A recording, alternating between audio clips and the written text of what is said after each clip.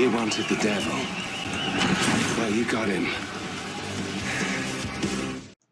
Hey y'all, I'm at my girlfriend's place. She's asleep. So those of you who might call themselves or consider yourselves political junkies, have seen Ben Shapiro's disastrous interview with some British guy. I think his name was Neil or something. Um, yeah. Anyway, other than just Ben Shapiro just blatantly and rudely just accusing a guy who is considered far right in his country of being a leftist, it's also known that he just ended the interview now he didn't like get up and leave like Glenn Beck did one day, but he did we're not continuing this if you're not going to be honest or something like that. And the guy was even like very nice about it. He was just like, all right, see you later, or all right, see you later. I am trying to improve my British accent impression. Shaggy, what are you doing? That's our cat. Good. All right, fine, be like that. Lick yourself, fine. Um, One of the things I heard in the video that really just made me want to respond is his indication. Oh crap! The neighbor's cat is back on the back porch. Anyway, the thing that really made me want to respond is him saying that any Jew that votes for Obama is a Jew in name only. And he said that back in 2012, I guess.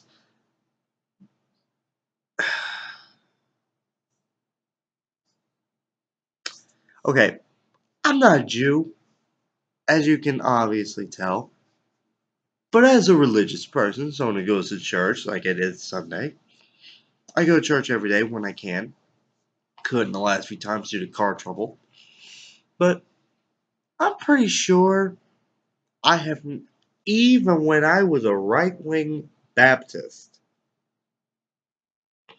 I never once said that if you vote for Bush or if you vote for Obama, you are a Christian or Trump.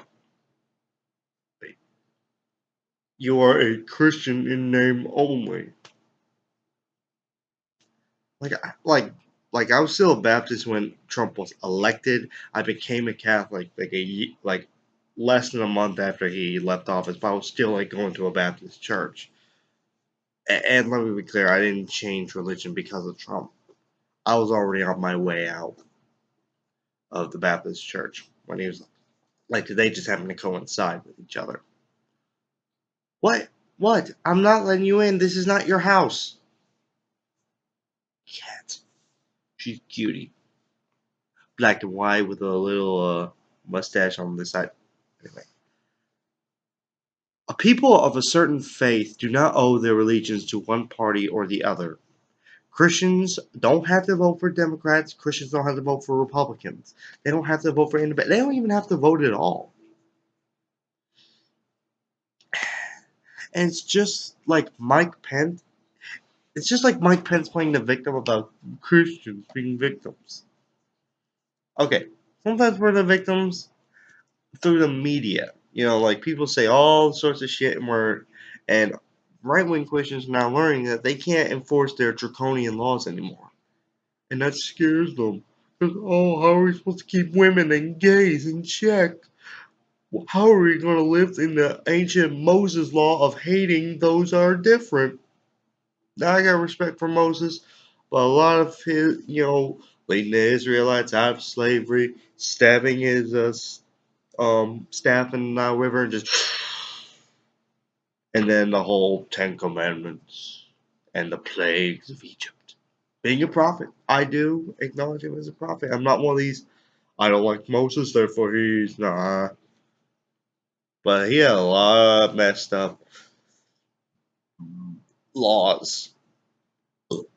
He even had laws about how to treat your slaves instead of saying free your. He said, "The Lord commands you to free your slaves." But the interview, I forget to mention that the bishop the interview was about abortion and how it's basically taking us into the backwards, barbaric, draconian, taking us back to the Dark Ages. That's the one I was looking for. Taking us back to the Dark Ages. I recovered from a sore throat and cold, I guess you could say,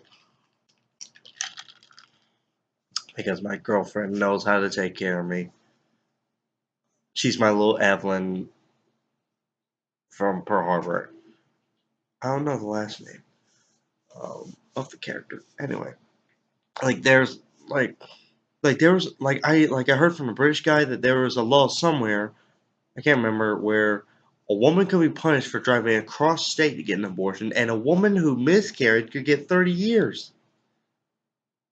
By that logic, my ex-girlfriend could get my mother before she had me. If she had done that before she had me, my mother had a miscarriage. By that logic, she in 1991 or 1992, if that law was then, she could have gone to jail for 30 years. And I would have been born because she would be in jail with my dad. My ex girlfriend could have gone to prison because that happened recently, like last year. These are draconian laws that are taken back to the Dark Ages. Women don't knowingly do miscarriages. I mean, some do. Like, they want to get out of pregnancy, but they don't want to go through official process of an abortion, or they can't afford it. Because, abortions do cost money.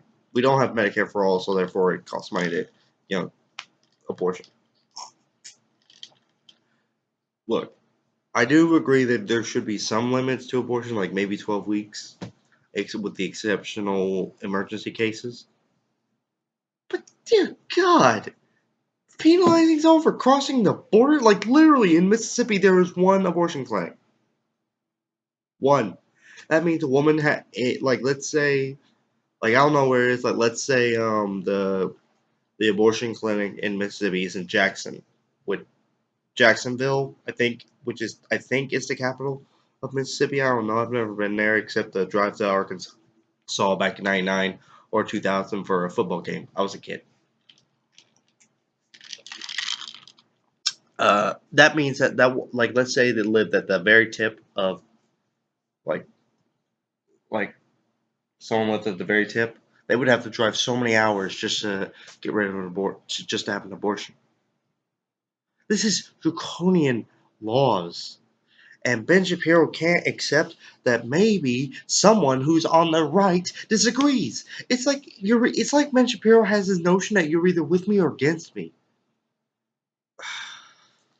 And any Jew that votes for Obama should hand in their card, are Jews in name only. I have never said that any Christian who votes for Trump is a Christian in name only, because I separate my religion from my politics. They're not allowed. They're not Facebook friends. They're not even allowed in the same room. As soon as my political beliefs, my religious beliefs try to come close, I'm like, Weird metaphor, but you get my picture. As in that, I don't let them mix at all. Okay, maybe a little bit when it comes to Israel, but I can't help it. If it wasn't for religion, I'd have. Oh, and also, I do have some secular beliefs about Israel. They're like the only true democracy in the Middle East.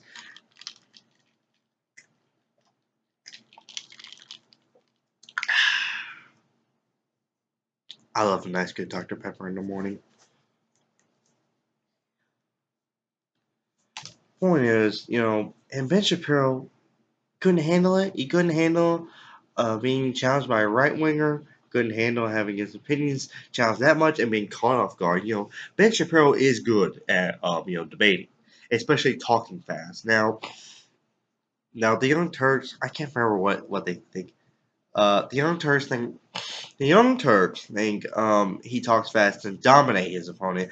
My Dungeons and Dragons dungeon master, he told me that Ben Shapiro was on the debate team, and when you're on the debate team, when you have an argument, you have a time limit. So it'd be like, stupid conservative argument, time.